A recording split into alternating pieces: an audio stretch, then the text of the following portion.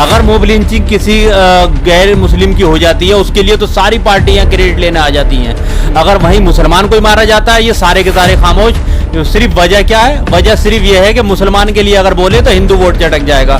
तो इसका मतलब तो हम तो ऐसे हो गए कि हमारी आवाज़ भी कोई नहीं उठाएगा।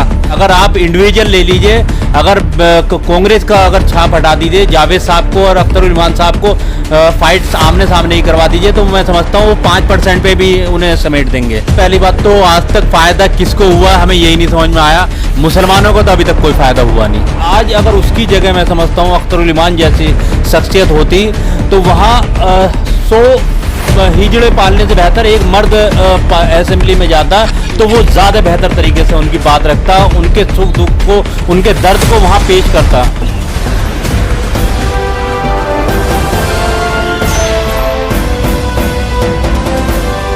अस्सलामुअलैकुम, नमस्कार, आदाब। मैं हूं निहाल अख्तर पयामी और आप देखना शुरू कर चुके हैं आपका अपना चैनल, फेवरेट चैनल गांव मोहल्ला। गांव मोहल्ला शुरू दिन से बिहार विधानसभा चुनाव को लेकर तमाम तरह छोटे बड़े अपडेट्स आपको देता रहा है। जैसा कि आप सबको मालूम है, इस वक्त हम राष्ट्रीय राजधानी दिल्ली में हैं और लगातार यहां से भी हम आपको खबरें देते रहे हैं। आप बैकग्राउंड में देख सकते हैं मजलिस इत्तेहादुल मुस्लिमीन का दफ्तर है। हमारे साथ मौजूद हैं दिल्ली के MIM के जॉइंट सेक्रेटरी, अभी हैं शायद, आप पहले भी थे अब भी हैं, और पहले भी हमने इनका इंटरव्यू किया है। आइए सीधे इनसे जानने की कोशिश करते हैं कि साहब मजलिस इत्तेहादुल मुस्लिमीन तब क्या थी बिहार में और अब मौजूदा स्थिति उनकी क्या है। और जिस तरह से कल ओवैसी साहब ने बिहार में समाजवादी जनता दल डेमोक्रेटिक पार्टी के साथ, एक ऐसी पार्टी जिसको बिहार के 95+ % लोग जानते नहीं है, ऐसी पार्टी के साथ गठबंधन हुआ है। इस चुनाव में क्या रिजल्ट आपको दिख रहा है? पहले मैं आपके चैनल का और आपका शुक्रिया अदा करता हूँ। सर देखिए, बिहार का जो समीकरण है वो आपके सामने है और किसी बच्चे को बड़ा होने में वक्त तो लगता ही है। जो लोग कल तक इस पार्टी को ऑल इंडिया मजलिस इत्तेहादुल मुस्लिमीन को जो बच्चा मानते थे, आज उन्हें समझ आ गया है कि ये बच्चा जवान हो गया है। तो यही वजह है जो अब खाली वही नहीं, इंशाअल्लाह रब्बुल इज़्ज़त ने चाहा तो आने वाले टाइम में आप देखिएगा कई बड़ी पार्टियों से गठबंधन होगा और एक बड़ी मजबूती की तरफ हम लोग आगे बढ़ रहे हैं। और जहाँ तक कि देखिए, पब्लिक की नफ्स देखनी ज़रूरी है हमें। हम अपना फीडबैक कुछ भी रख दें, अपनी विचारधारा कुछ भी रख दें, मगर आवाम क्या चाहती है पहले हमें उस बात को समझना ज़रूरी है।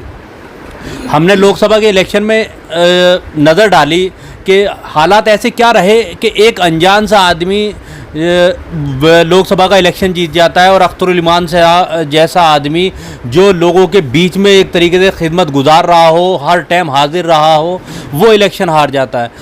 तो लोगों ये जाना कि लोगों ने सिर्फ इस वजह से उस आदमी को जिताया था कि उन्हें ये लगता था कि किसी भी तरीके से अभी हालात को देखते हुए हमें बीजेपी को रोकना है।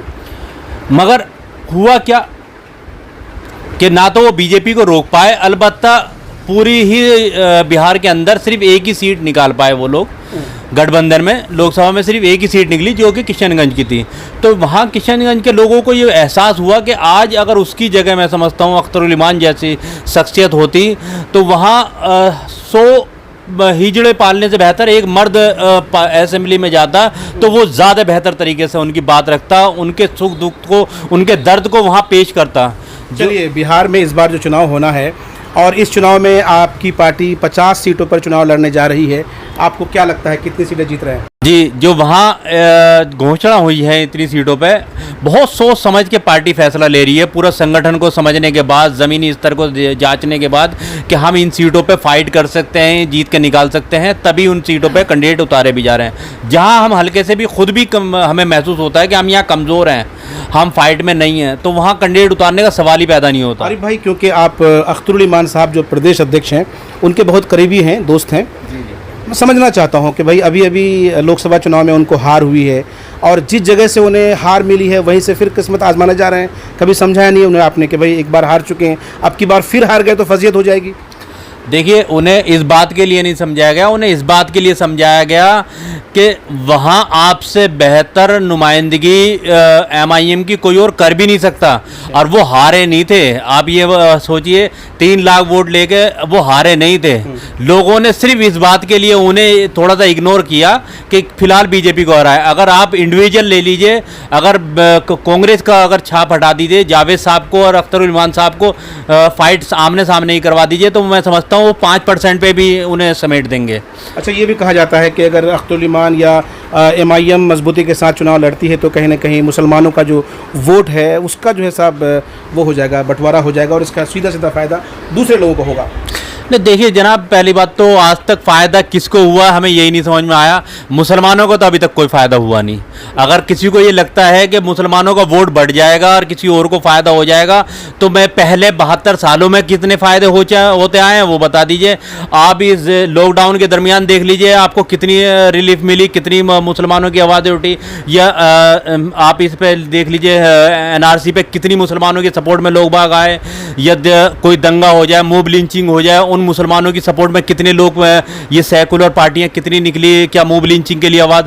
अगर मोब लिंचिंग किसी गैर मुस्लिम की हो जाती है उसके लिए तो सारी पार्टियां क्रेडिट लेने आ जाती हैं। अगर वहीं मुसलमान कोई मारा जाता है ये सारे के सारे खामोश। सिर्फ वजह क्या है? वजह सिर्फ यह है कि मुसलमान के लिए अगर बोले तो हिंदू वोट चटक जाएगा। तो इसका मतलब तो हम तो ऐसे हो गए कि हमारी आवाज़ भी कोई नहीं उठाएगा, हमें तो मारोगे भी और हमारे लिए हम खामोश भी रहोगे और हमारा वोट भी लोगे। तो हम किसकी तरफ जा रहे हैं? अगर हमें अपने ही आप खुद अपनी आवाज़ उठानी है तो अपना ही लीडर ना लेकर आए जो हमारी ऐवान में हमारी नुमाइंदगी करे, जो हमारी आवाज़ खुद बन के आए। क्योंकि अगर MIM आती है तो आप ये मानिए कि उसे इस बात का डर नहीं होगा कि हिंदू वोट चटक जाए।